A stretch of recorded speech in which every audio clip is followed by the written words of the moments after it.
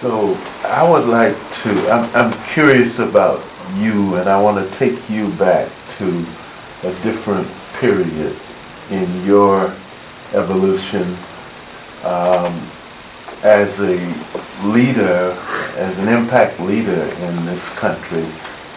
You had a tremendous influence on George Wiley. And I'd like to hear you comment on how that influence developed. How did you meet him? How did the relationship evolve? And how did George Wiley help you? And how did you help George Wiley?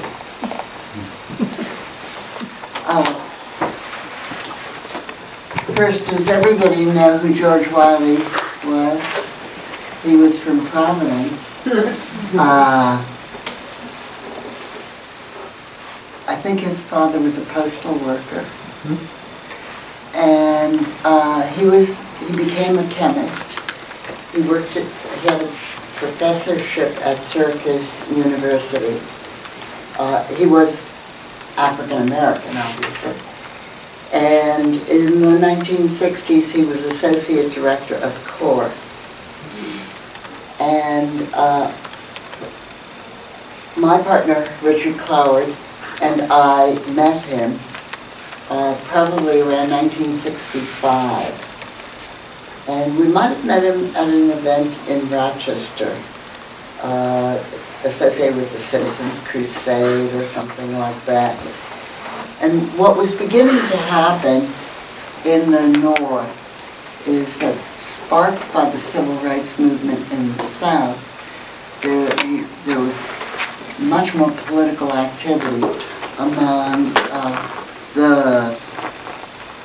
in the ghettos of the North. And these were people who were not doing so great, although it was better than the South. And they had actually, their support was very important in the success of the Southern Civil Rights Movement, but they hadn't been the movement. The movement was in the South, but by 1965 that was beginning to change, and there had been protests about community control of the schools, for example.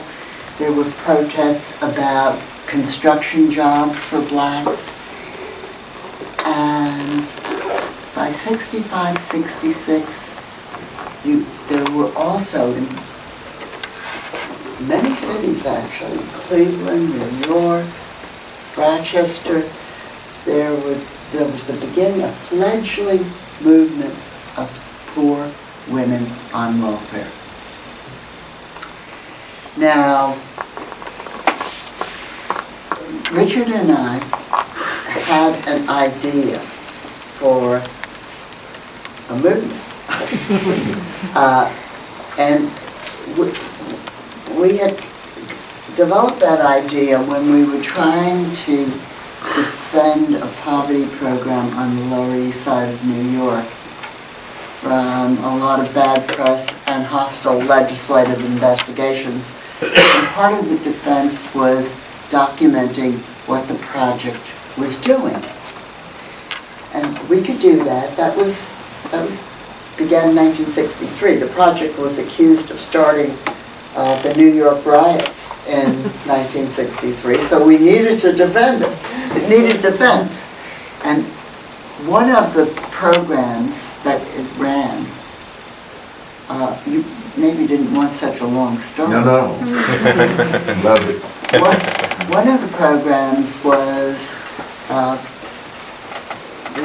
the project had set up 3 storefront service centers in which social workers sat behind wooden desks, and people from the community came in with problems, and the social workers helped them with the problems.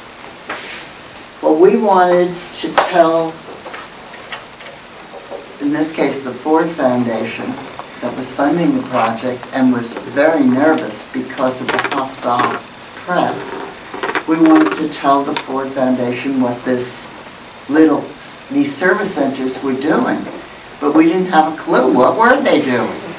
So we made up little cards, and we gave them to the social workers. And the cards asked the social worker, for everybody they talked to, they had to say what the person's problem was, or what, this was very social working, what the presented problem was, what the person thought the problem was, and what the social worker thought the problem was, and then what did they do about it.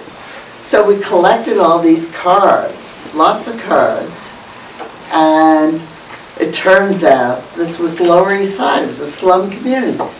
Turns out the people came in because they were broke and they didn't have money for the rent or to buy shoes for the kids.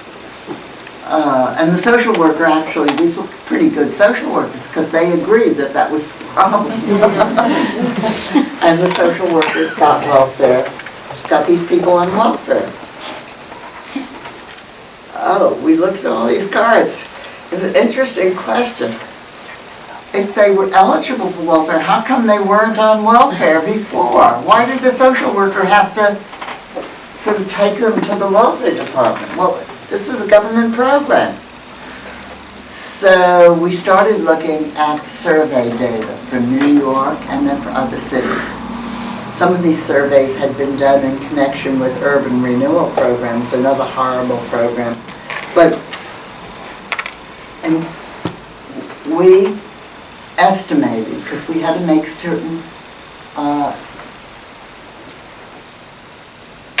arbitrary judgments, because not all the information we needed to determine the eligibility of this family in the survey.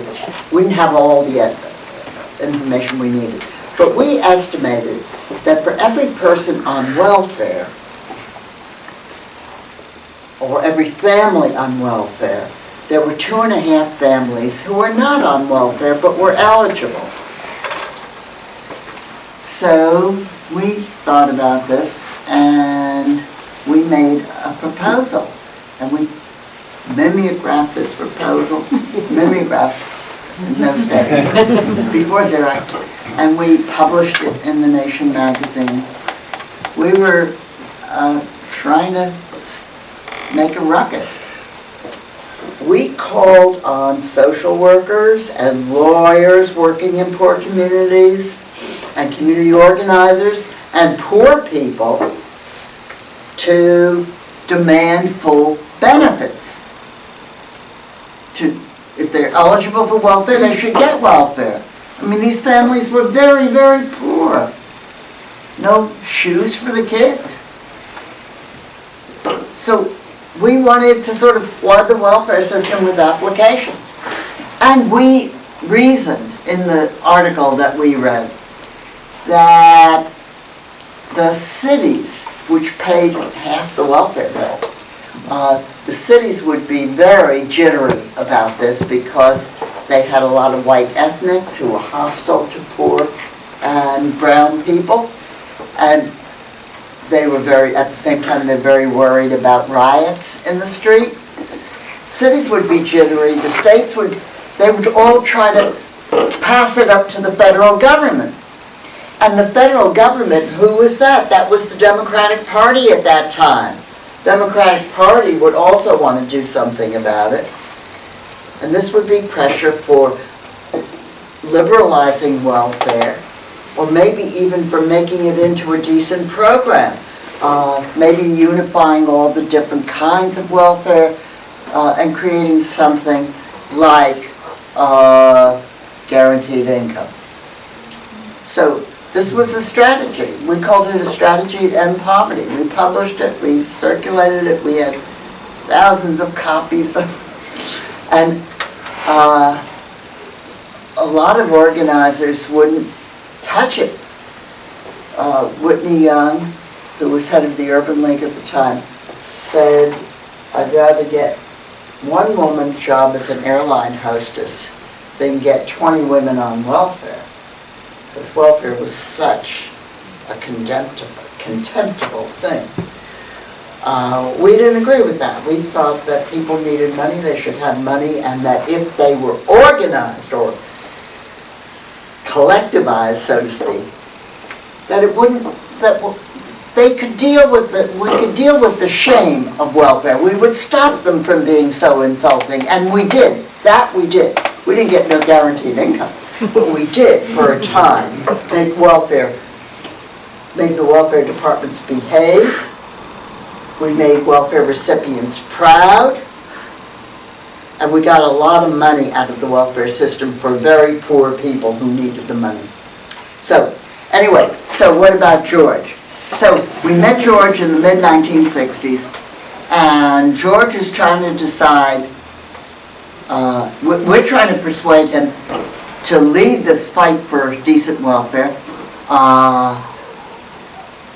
and right at that time, James Farmer, who was head of CORE, he steps down, and there's a competition for the succession between George and Floyd McKissick.